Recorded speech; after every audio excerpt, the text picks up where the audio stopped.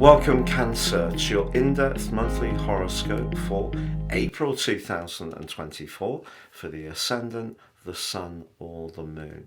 I'm going to share some standout details with you. Please stay with me. I will explore in much greater depth all the ins and outs, particularly relevant to your sign.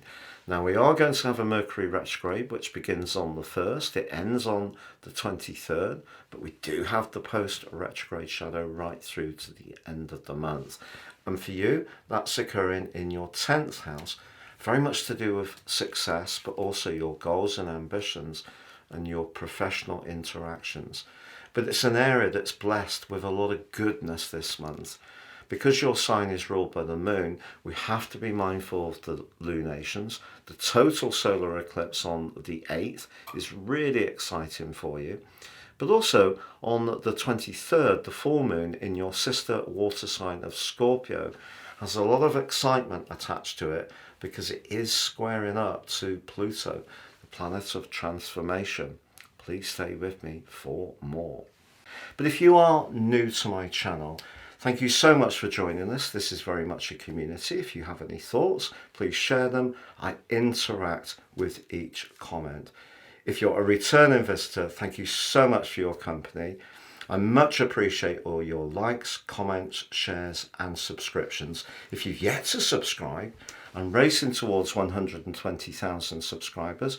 Please click or tap on the bell notification symbol. That means every time I drop a video, you will get an alert.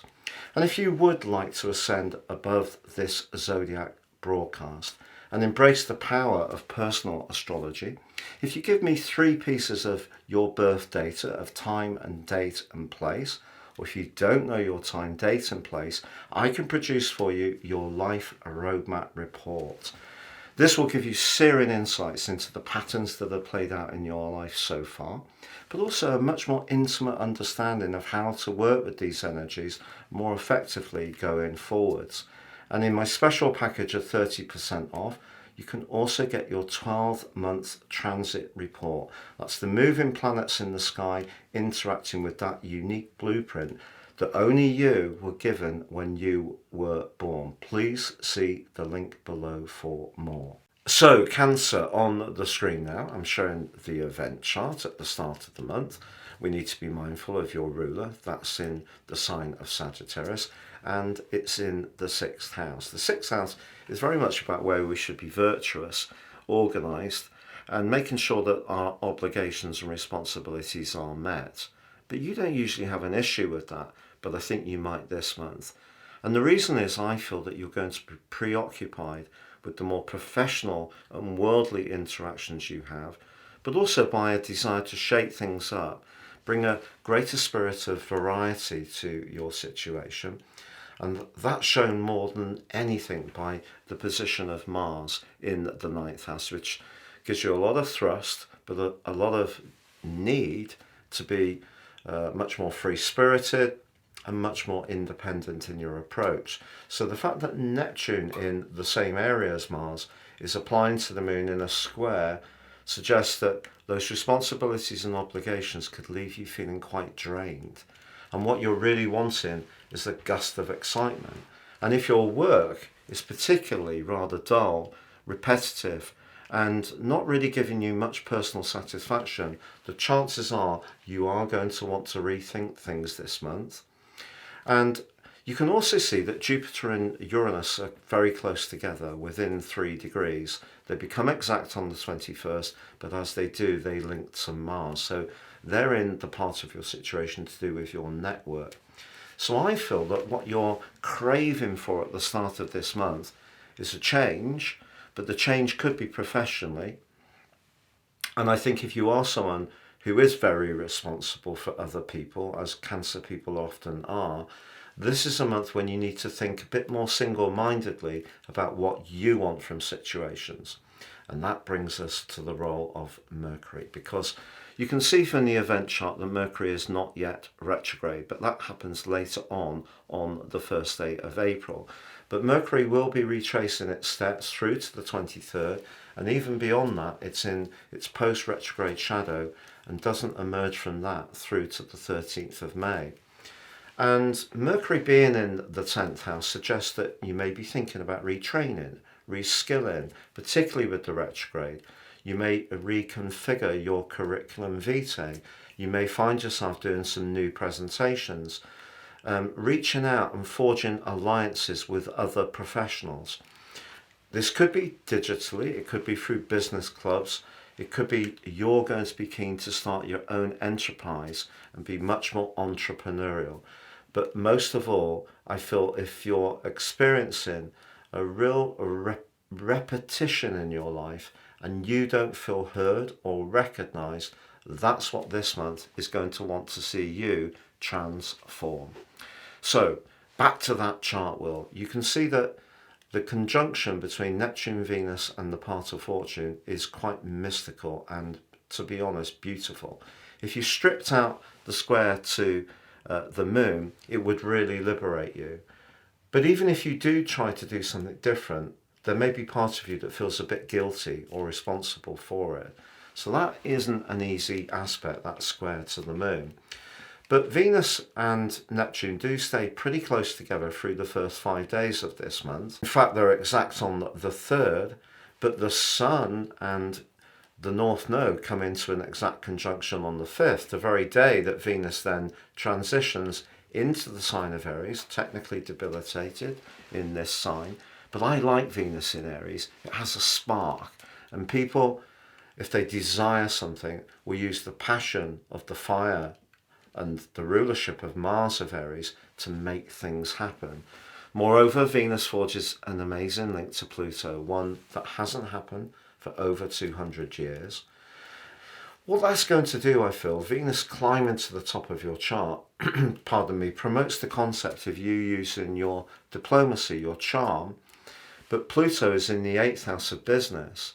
It may be that someone's impressed both by your strategic ability, Pluto, but the fact that you're relatable. They can actually have a connection with you at a more personal basis. It's not just about what you know. So it's a very, very effective alliance and really can prime you up in the most lovely of ways.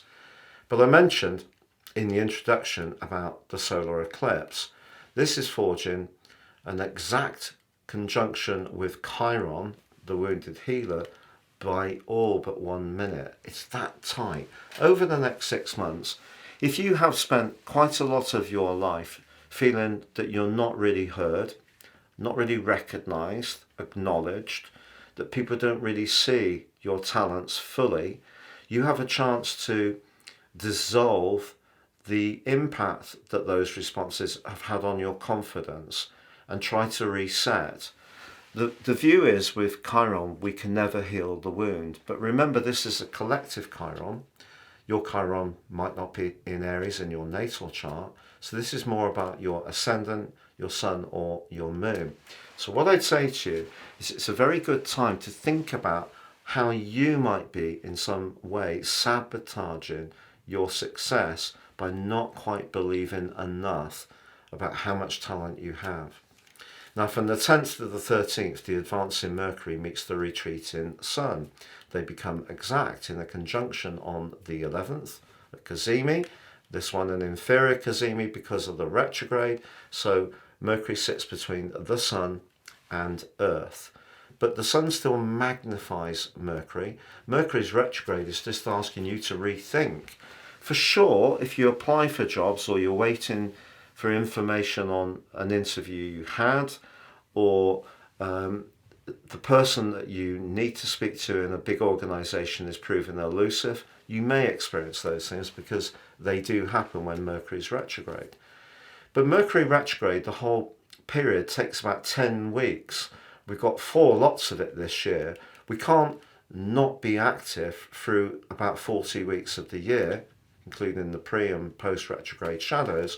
So we have to be very positive about what we can achieve. So I would say think of Mercury retrograde as a chance to rethink and recalibrate your approach to your thinking and your relating Mercury in the 10th house to people in positions of influence, but also your connections through those professional organizations, whether it's through a digital app like LinkedIn or it is through some kind of local connection, the more you can put the feelers out, the better you are going to do for sure. But we are going to see a conjunction between Mercury and Chiron on the 13th. That's going to help with that rethinking. But then from the 14th to the 19th, a magical link between Mercury and Venus. Your ability to articulate, Mercury, is added to the charm and grace of Venus. That's a very compelling combination. Also, Venus applies to the node on the 17th, to Chiron on the 21st. Again, Venus is not just about relating. Remember, it's also about money. So good things could come if you can unblock any thought that might be just lurking at the back of your subconscious that you're not quite worthy enough to achieve that success. So really important, particularly with that solar eclipse, to set your intentions, and good things can come to you over the following 6 months. Now, it is the case that from the 19th through to the 25th, the Sun is going to be squaring up with Pluto. First through its late degrees in the sign of Aries, then on the 19th it moves into the sign of Taurus. But remember, you have Jupiter and Uranus there in a very positive way for you. And by the 21st, they come together in that conjunction, linking with Mars, as I mentioned earlier. So if you're prepared to try something that's dramatically different, because the Sun is clashing with Pluto, it just means that if you decide to head in a new direction, there may be some financial implications, or someone close to you may in some ways try to control the change of focus that you want to apply. Just be conscious of that. We do have on the 23rd the full moon in Scorpio, your sister water sign, and that is T-squared by Pluto as well. That's asking you to think about your time management, the people you spend time with, to make sure that you're aligning with the right people at the right time. If you're spending too much time being a people pleaser with your friends and not expressing your individual talents, Scorpio, that needs to be rejigged. But again, because Pluto's in that 8th house, if anyone's trying to apply any possessiveness and inhibiting what you want to do because of their need for control, that's something you should try to break free of. But the 24th sees Mercury go direct, which is absolutely fantastic. And the 29th gloriously sees Venus arrive home in the sign of Taurus. Now, it does square up to Pluto, it's true. And again, this issue with if someone is inhibiting what you want to do and you want to be more free-spirited, or reminding you, oh, well, we've got to pay the mortgage on so-and-so, which is completely understandable, it will be important to have some deep dialogue to try to understand how you could work together to perhaps give you the space to do with what would set you free. Because this 11th house energy at the end of the month is really the key to that. You also have a conjunction between Mercury and Neptune in the 9th, which your desire, Mars, links to inspiration and the dream, Neptune. And if you do feel penned in, you are going to be conscious of it. So earlier on in this month, there may be some big professional decisions to make. And if one of them is to break away from a job that's been pretty steady, but is no longer fulfilling, there's going to be some very deep and serious conversations to be had about that. But by the end of the month, your connections to others, your long-term plan needs to be more in touch with your idealism rather than your pragmatism. So don't let that pragmatism pulverize what's important for you to feel uplifted. But I think some kind of shift around work, responsibilities, obligations, and you demonstrating to people your skills as a leader is a big part of the story this month for you, Cancer. It's been a real pleasure being with you. Thank you so much for joining me. Please like, comment, share, or subscribe.